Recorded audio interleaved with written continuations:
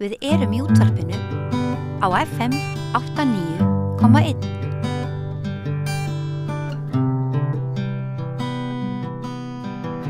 Við ætlum að ræða núna, sérstakt mál, við ætlum að ræða fríhöfnina á Keflavíkurflugvelli, þar sem að Isavia á hana, en það var útboð á rekstrennar og það var erlent fyrirtæki sem að vann það útboð og rekur það núna, fyrirtæki sem að rekur fríhöfnir í Kaupmannahöfn og Oslo og víða. Og það orðið bara mikil óánægja með þetta fyrirkomulag og kannski úr óvæntri átt. Ólafur Steffensen, framkvæmdastjóri félags atvinnurekenda.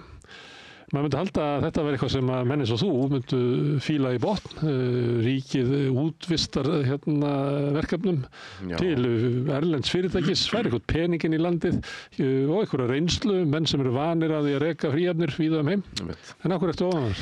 Sko það náttúrulega ekki sama hvernig svona hlutir eru gerðir. Fríhöfn og Keflavíkurflugvelli hefur verið í mjög sérstakri stöðu. Keflavíkurflugvelli sem slíkur í sérstakri stöðu hér á okkar markaði. Það engin annar alþjóðaflugvöllur. 95% af öllum ferðamönnum sem koma til að fara frá eða stoppa á Íslandi fara í gegnum þennan flugvöll. Þannig að sem sagt, Keflavíkurflugvöllur hefur litla sem enga samkeppni. Fríhöfnin á Keflavíkurflugvelli sem hefur verið rekin sem einkahlutafélag í eigu opinbers hlutafélags, þar að segja Isavia, hefur síðan sömuleiðis haft sérstöðu, hefur í rauninni haft einkarétt á að versla með ákveðnar vörur þarna í flugstöðinni.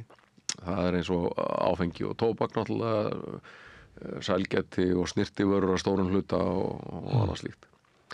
Þannig að þarna sem sagt verið að útvista í rauninni annars vegar einokunarstöðu, eins og varðandi áfengið og tóbakið og fleira, og alveg klárlega markaðsráðandi stöðu. Samkeppnisyfirvöld hafa þetta sér markaður fríhallar? Já, samkeppnisyfirvöld hafa ítrekað skilgreint sem sagt fríverslun í Keflavík sem sérstakan markað og fríhafnarverslun. Og Isavia og dótturfélög þess og þar leiðandi Heinemann núna, sem hefur yfirtekið þennan rekstur, klárlega ráðandi á þeim markaði og það náttúrulega bundið á til að mynda ákvæðum samkeppnislaga að misbeita ekki sinni markaðsráðandi stöðu. Þarna í rauninni íslenska ríkið að framselja einokun. Og maður hefði sagt að það ætti að minnsta kosti að setja einhverjar reglur, setja einhverjar hömlur til dæmis á álagningu og framlegði slíkri verslun, því að fyrirtæki eru augljóslega með afskaplega sterkt tak á sínum byrgjum. En það getur varla verið samkeppni þarna, ekkert að biðja um þessu margir að selja áfengi á fríhafnarsvæðinu. Já, það náttúrulega væri alveg hægt að hafa það þannig, en það þurfti að breyta lögum til þess. En það eftir svona verti, ég meina, ekki bara best að hafa þetta svona, selja þetta á skikkalegu verði, að þarna komi einhver hagnaður sem að greiði þá niður rekstur flugvallarins og við meiri öryggi í þannig náttúrulega svo sem hefur það verið, en breytir ekki því að það væri hægt að hafa það öðruvísi og ég leyfi mér að halda því fram að flugvöllurinn gæti haft umtalsverðar tekjur því þó að þarna væri samkeppni innan dyra Það er líka samkeppni til dæmis bara á milli veitingahúsa í Leifsstöð. Það það. En einhver gæti sagt að það er nú nógu mikið af brennivíni þarna. Já, það er nú svo sem náttúrulega önnur saga og hliðarsaga í þessu máli. Nú er ég búin að lesa útboðsgögnin og fólk eins og þú segir gjarnan að ríkið þurfa að halda utan um áfengisverslun hér, hún ekki að fara í almennar búðir af því að til dæmis þeir sem eru veikir fyrir, þeir geta látið freistast þegar þeir fara út í búð og sjá áfengið. Ég bara að vitna í Alþjóðaheilbrigðisstofnunina sem segir það að aukinni framboð leiðir til aukinna neyslu og aukin neysla leiðir til aukinna vanda og aukinni kostnað fyrir samfélagið. Það er skýrt tekið fram í útboðsgögnum Isavia að það sé ekki hægt að komast inn í flugstöðina án þess að ganga í gegnum fríhöfnina og sjá áfengið og allar hinnar vörður. Þannig það og þannig eru fríhafnir skipulagðir, maður lappar einhvern veginn í gegnum einhverja svona kringlu. Já, en burtséð frá því hvort að þetta svona ríkiseinakunna fyrirkomulag og réttar sér eða ekki, þá þarf að okkar mati að setja því einhverjar hömlur. Tökum til dæmis bara átvr. Álagning átvr er lögbundin, 18%. Og sem svona ekkert langt frá framleiðar hlutfalli bara stóra matvöruverslanakeðja. og alveg hægt að reka fyrirtækja því. En Heinemann að gera kröfur sko 60-70% framlegð af vörum sinna birgja. Og þar sko liggja okkar gagnrýnispunktar við sem sagt gætum hagsmuna ýmissa fyrirtækja sem að eru sem sagt svona lítil og meðalstór íslensk framleiðslufyrirtæki. Að framleiða til dæmis snyrtivörur, sælgæti, áfengi og selja í fríhöfninni. Sum þessara fyrirtækja eru sko mjög háð þessari fríhafnaverslun. Að selja vörur sem kannski höfða fyrst og fremst til erlendra ferðamanna og eru kannski með bara meiri partin af sinni sölu í gegnum fríhöfnina. Heinemann kemur síðan og gerir sko miklu harðari kröfur heldur en gamla fríhöfnin. Gamla fríhöfnin sko var nú ekkert lamba að leika sig við, gerði kröfur kannski 50-55% framlegð eitthvað svoleiðis, svona að hámarki. Heinemann vill milli 60-70% og gerir þar að ekki kröfur það sko að starfsfólkið að vita eitthvað vöruna, þá þurfi viðkomandi framleiðslu fyrirtæki að taka þátt í að borga launin þeirra, hilluplási kostar, all markaðssetning kostar og svo eru gerða kröfur lengri greiðslufrest, 90 daga greiðslufrest sem að allir sem reka lítið fyrirtæki vita hvernig slíkir greiðslufrestir fara með fjárstreymið þegar þarf að bíða lengi til tekjunum. Og þú var bara fjármagnaði með lánum í staðinn, með vöxtum. Já, og þarna rauninni eiga fyrirtækin engan góðan kost. Þau geta rauninni ekki hafna þessum afarkostum. Og þau geta heldur ekki með góðum móti gengið að þeim. Ef þau ganga að þeim, þá eru þau að lækka mögulega sína tekjur mjög verulega, jafnvel um einhverja 10%. Ef þau hafna þessum skilmálum, þá eru þau að leið jafnvel að loka sínum stærsta sölustað. Sko. Þannig að það er engin í góðri stöðu hvað þetta var. Það er ekki hægt að segja, heyrðu, ég bara fer eitthvað annað í leifstöð með mína vöru. Það er ekki nokkuð séns. Af því að þetta er einokun. Af því að Heinemann stjórnar öllu svæðinu. Já. En hver er munurinn á því hvernig þetta fyrirtæki hegða sér en tökum bara bónus eða eitthvað? Bónus náttúrulega gekk mjög hart að byrgjum til þess að láta það lækka verð til þess að geta staðið í samkeppninu og ég heyrði allavega margar sögur á svona meðan að bónus var að náði að verða drottnandi aðili á markanum að þá stóðu framnötu frammi fyrir því að annarkot beigðu sig bara undir það sem að bónus sagði eða kannski dróst salan saman 50% og meira. Þannig að raunverulega þú hafi sko fræðilega möguleika að fara í nettó að þá hann ekki þannig því að þú væri bara kerfisbundið að minnka markaðshlutdeildina gagnvart samkeppnisaðilunum með því að sætta þig ekki við það sem að Já sko, það að minnsta kosti tvennur munur á þessu. Bónus gerir þetta til þess að geta lækkað verð til neytandans. Jú, en líklega líka til þess að ná einhverju til. Það bara stendur ekki til hjá Heinemann. Það hafi verið spurt, já þið eru að fara fram á þessa verðlækkun hjá okkur, ætlið þá að lækka verð til neytenda og svarið bara nei, það á bara að vera svona svipað. Við viljum bara þið lækkið ykkar verð. Það er nú í fyrsta lagi munurinn. Í öðru lagi sko hefur bónus að sjálfsögðu samkeppni og ef við kíkjum bara, ég hef nú ekki skoðað nákvæmlega sko muninn til dæmis milli bónus og hagkaupa sem eru rekin í sömu keðju en framleiðar hlutfallið hjá Högum til dæmis, bara svona heilt yfir er svona 19-20%. Á sama tíma á Heinemann að biðja 60-70%. Þannig að og svo getum við álíktað sem svo að framleiðin hjá bónus sé eitthvað svolítið lægri því að það er svona í þeim enda á vöru úrvali Haga. Þetta var tölur sem ég var að kíkja á bara núna í morgun og það er að minnsta kosti klárlega þessi munur á. Heinemann ekki að reyna að lækka verðið umfram það sem verið hefur til viðskiptafinu fríhafnarinnar. Hún var opnuð undir nýju nafni í morgun og ég hef ekki heyrt að fólk hafi verið ekki upp neitt stóra augu yfir því að verðið hafi lækkað. Og hins vegar er það þetta að framleiðar hlutfallið bara einfaldlega svívirðilega hátt og myndi ekki viðgangast í neinum rekstri sem hefði eðlilega samkeppni. Nú það þannig að það eru samkynslög sem að gilda og þegar að er brotið á byrgjum með þessum hætti að sem að verslun notar markaðsráðandi stöðu sína til þess að bara þraut pína þig til þess að lækka verð og til þess að auka hagnað minn að þá hringir bara í lögguna, það ekki, Samkeppniseftirlitið? Jú, það er sjálfsögðu búið að senda Samkeppniseftirlitinu ábendingar þetta og þau eru vænti ég að skoða málið. Hvað gera þeir? Ég hef ekki fengið neina nákvæma útlistun á því en ekki annað en það að þau sé að skoða málið. Og þetta liggur bara fyrir þannig að þetta eru bara venjuleg viðskipti. Ég bara segi þér, ég tek ekki við vöruna þennan nema þú lækkir verðið til mínum helming. Það er kannski ekki nákvæmlega þær tölur í því en það er einhverju 10% í einhverjum tilvikum. Já, þegar þú ert að tala um framlegð þá það er eiginlega bara álagningin. Þegar það er 70% framlegð þá er það 200% álægning. Það er svona cirka bát. Þannig að það einkennilega í þessu öllu saman er líka að í útboðsgögnunum var þetta allt saman látið líta afskaplega fallega út. Það eru útlistað af hálfu Isavia að það sé löng hefð fyrir því að selja íslenska framleiðslu úr öllum landshornum og svo framvegis í fríhöfninni og það er staðreynd að íslenska vörur eru 30% af sölu fríhafnarinnar og mörg vinsælustu vörumerkin í fríhafninni frá litlum og meðalstórum íslenskum framleiðendum.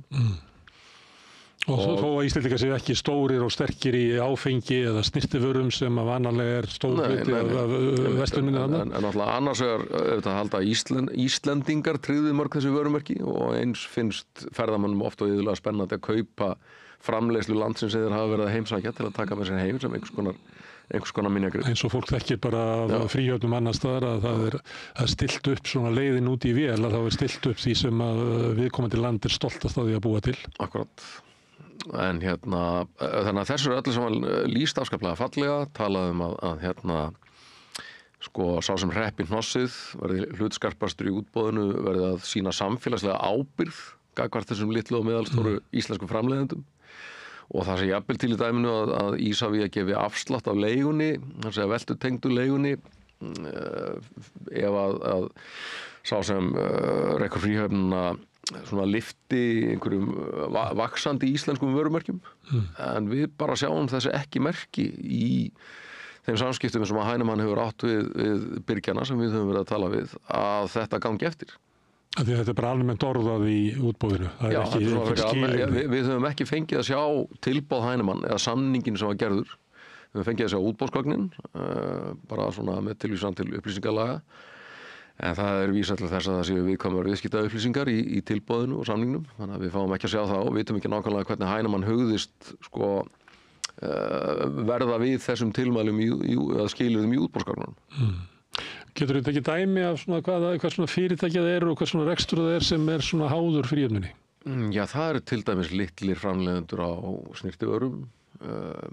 Það fer fjölgandi svona litlum fyrirtækjum sem eru að framleiða til dæmis sterkt áfengi eða millistert. Svona fæðubótarefni og annað slíkt. Oft svona, framleiðsla á smáum skala en er dálítið gýruð inn á ferðamanninn og selst eðlilega vel í fríhöfni. Og það sem er kannski 30-50% af veltunni er í fríhöfninni. Þetta er bara... Já, jafnvel meira það. Þetta er bara tíminn þar sem að þú kaupir svona vörur. Eins og við kannski þekkjum að svona leiðinni frá Parma þá kaupum við, að við gleymdum að kaupa Parmaostinn niður í bæ, þá kaupum við hann á flugvöllum. Það er einmitt þannig. Og náttúrulega áhyggjefni og fólk líka dálítið gengur að því sem vísu að það fái vöruna sérstaklega sterkt áfengi og eitthvað slíkt sem er oft með háum sköttum að fá hann á hagstæðu verði á flugvöllunum. Svo er það líka í þessu að í útborgarnum var talað mikilvægi svona staðartilfinningarinnar að fáir á tilfinningunni og sért staddur í íslenskri verslun á Íslandi og svo framvegis. Og þessi tilfinning finnst mér til dæmis á undanhaldið, ekki fara mikið fyrir en í öðrum fríhöfnum sem Heinemann rekur til dæmis á Norðurlöndum. Mér sýnist að það séu bara alþjóðlegu vörumerkin að taka yfir og við heyrum þær sögur frá einmitt svona þessum minni og meðalstóru innlendu framleiðendum í þessum löndum að ef þeir á annað borð sko treysta sér til að selja eitthvað í þessum fríhöfnum þá lítið þeir eiginlega bara á það sem markaðskostnað að vera með vörummerkið sitt í hillunni eða það sjáist því að þeir sé ekki að fá mikið út úr þessu og auðvitað hefur maður áhyggjur af því að þróunin getur svipuð hér sko. En annars vegar þetta búð sem að Heinemann og áður Isavia rak sem svona stóra búðin með áfengið og snyrtivörunar og það allt saman en síðan getur fólk verið með búðir inni. Já, það eru svona svokallega pop-up búðir hér og þar og náttúrulega og aðrar verslanir með öðruvísi varning en þessi svona hefðbundni sko fríhafnar varningur er í þessum verslunum. Þetta snýst meira og minna áfengi, tóbak, snyrtivörur, sælgæti. En af hverju væri þá svona kerfi á þessu gæti verið það að Isavia myndi bara leigja út fermetra minnka stóru búðina þriðjung og leyfa bara nokkrum að vera þannig að maður væri svona labba í gegnum einhver svona bara einhvern miðbæ þar sem það væri bara alls konar búðir. Það getur verið eitt af því. Það þyrfti náttúrulega, ef þetta var alltaf með samkeppni í áfengisölunni, það þyrfti nú að gera einhverja lagabreytingar sko. En sko það er líka til í dæminu bara einfallega að setja álagningunni einhver mörk. Það er alveg til í dæminu. Það er margar leiðir til að hvernig er það gert? Það er Isavia, það er fjármálaráðuneytið sem á Isavia sem á fríhöfnina sem er því að láta gera það í samningið einhvern veginn að rýsi en Isavia væntanlega sér ekki tilgang í því að þá kom ekki jafn miklu peningar inn í rekstur Isavia sko. Já, sem er líklega það sem að þeir líta svo á að eigandi sinn sem er fjármálaráðuneytið gerir bara kröfu að þeir græði sem mest til þess að geta byggt upp Keflavíkurflugvöll sem hraðast til þess að auki tekjurnar sem að fjármálaráðuneyti færi vegna fjölgunar ferðamanna. Mér heyrist nú á fjármálaráðherranum þar sem hann hefur tjáð sig þetta að hann sé búinn að kaupa þau rök. Þetta sé bara góðu peningur. Það heitir mikill peningur þá þetta góðu peningur. Mér fannst eins og það mjög sérkennilegt það sem hann sagði sko að í markaðshagkerfi yrði menn bara synda og bara bjarga sér. Vorkenndi þessum fyrirtækjum ekki neitt sem að glíma við Heinemann. Þetta er ekki Nei, þetta er nefnilega ekki alveg markaðsfyrirkomulag. Það er bara verið að afhenda þarna þessu fyrirtæki, eins og ég segi, annars vegar einokunarstöðu og hins vegar algjörlega ráðandi stöðu á þessum markaði.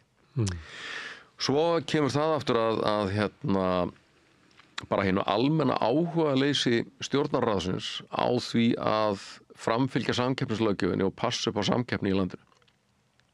Ég hef í mínu starfi og áður sem blaðamaður fylgst ágætlega með því hvernig samkeppniseftirlitið gefur út kannski svona 2-3-4 álit með tilmælum til stjórnvalda á ári og þau hverfa bara svona inn í eitthvað svarthol í ráðuneytunum og fréttist aldrei af þeim meir. Það er ekkert gert með þau.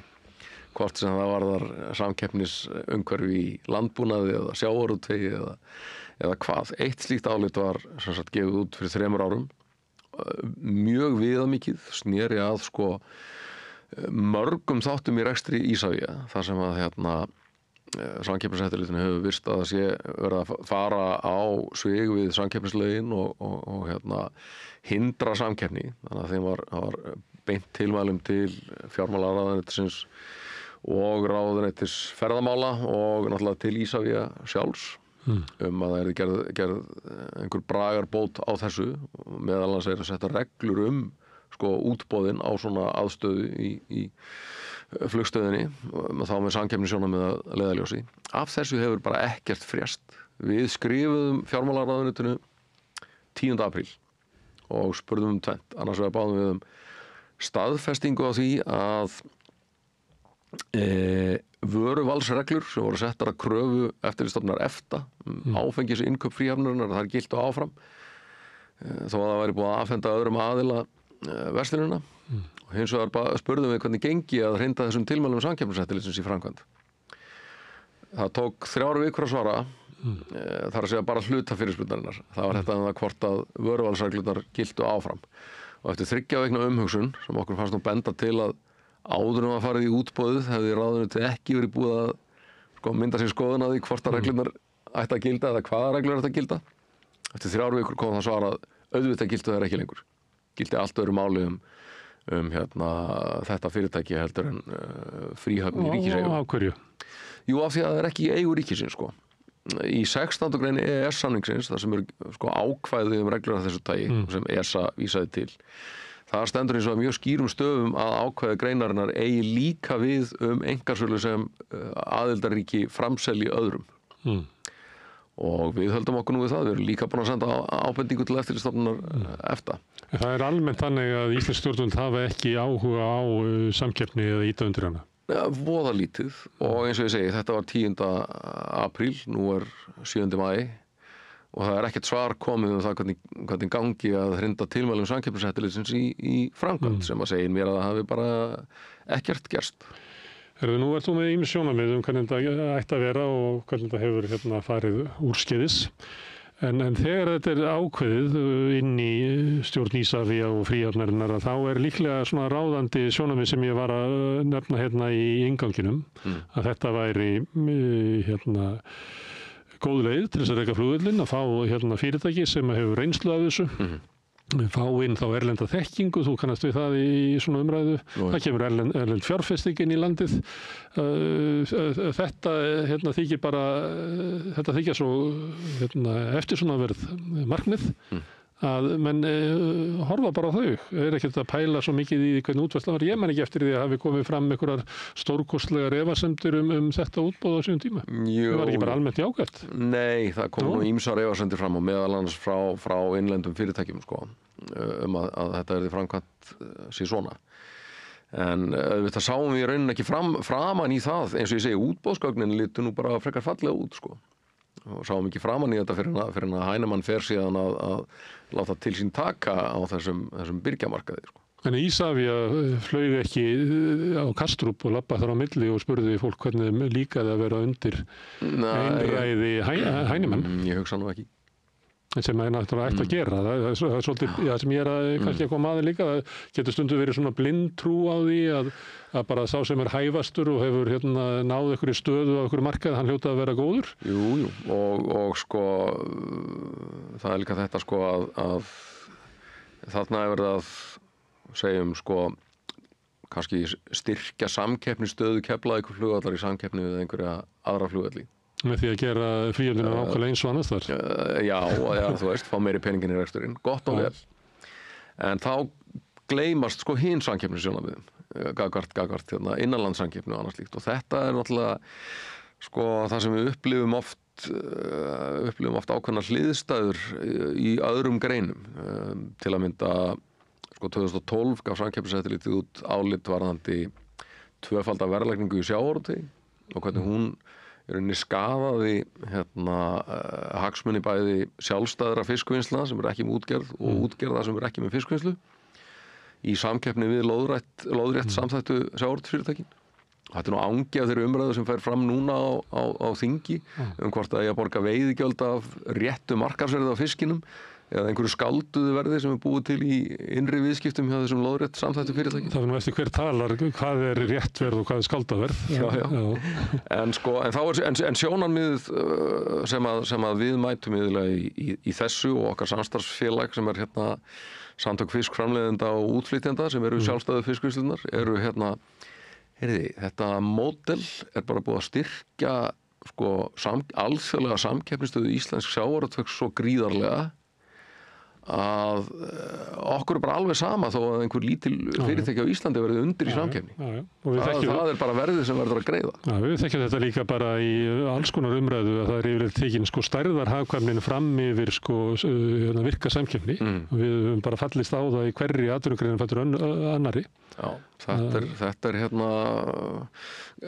andstæða sjónarmiðið en dálítið það sem að við í félagi atvinnurekenda tölum gjarnan fyrir og finnst oft svona svolítið einmana í þeirri umræðu. Og þeir eru litla félagið á móti SA og viðskiptaráði og þeim öllum. En hver þessi Heinemann sem ætlar að auka hagnað sinn svona mikið? Já, hver á þetta? Þetta þýskt fjölskyldufyrirtæki skils mér og vel á annar aldar gamalt. Með mikla reynslu og traust og vanta virðingu sinni skils mér en leið hart í horn að taka. Ég veit ekki hvort það tengist svona þínu erindi en þetta Við rættum það á þess að það ekki hægt að komast í flugvél neins þar í heiminum að labba í gegnum áfengi og snyrtivörur og rángala, það enga beina línur stundum á flugvélunum af því að þú þarft að labba fram með hver einustu hillu og leiðin út í. Þetta náttúrulega ekki gert beint fyrir farþegara. Ég man eins og satt ég með vini mínum á svona flugvelli og hann var eitthvað að gæla við að sko ef þetta væri búið hérna til að senkun á vél og þessum að hanga eitthvað staðar í 6 klukkutíma. Ef þetta væri búið til svona fyrir okkur að þá væri sundlaug hérna og hérna við getum farið í gufubað en það ekkert í búið, við getum bara borðað hérna skyndibita, við getum keypt brennivín og snyrtivörur eða rándýran tískuvarning. Ég meina hvað... Já, þetta partur á pælingunum sé ekki að flugvöllur sé svo hryllilegur staður og verður að drepa tíman með því að versla. Og við séum orðin þannig að þessum okkur þetta helst í hug að versla. Við getum farið í bíó. Já, segðu. En svo verðum við svo sem með bíói þarna. En þú hefur kannski ekki skoðun á því að þú ætti ekki að gera athugasemdir í að Keflavíkurflugvöllur sé skipulagður með þessum hætti? Nei, það er eins og þú segir, þetta er nú svona það skipulag sem maður sér víðast hvar orðið á flugvöllum. Já, og allir eru eins. Já. Það er kvartað yfir því að þú kemur inn í fríhöfn og þú veist eiginlega ekki hvað landu ert. En það á svo sem við miðbæina líka, að það hefur verið gagnrýni íslenskra arkitekta hér að uppbyggingi í miðbænum að það verið farin allur, hvað heitir það, staðar? Jú, staðartilfinning farin. Allt farin.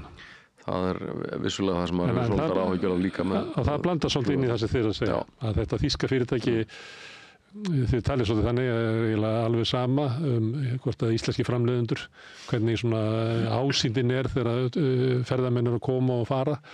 Þengist Íslandi nema að þeir geti grætt á því. Þeir eru ekki til að byggja það upp. Okkur sýnist ekki. Það virðist hafa verið vilji Isavia til að byrja með en við sjáum þessi engin merki að það sé að gerast.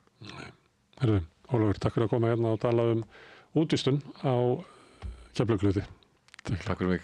En við ætlum að halda hérna áfram, við erum að skilja þetta samfélag sem við erum föst í og næsti kafli eftir augnablik. Þarftu að tala borgarfulltrúa. Borgarfulltrúar Sósíalistaflokksins eru með viðtalstíma alla mánudaga klukkan 13:30 til 14:30. Það þarf ekkert að bóka tíma, endilega kíkjum við í Bólholt 6, 105 Reykjavík.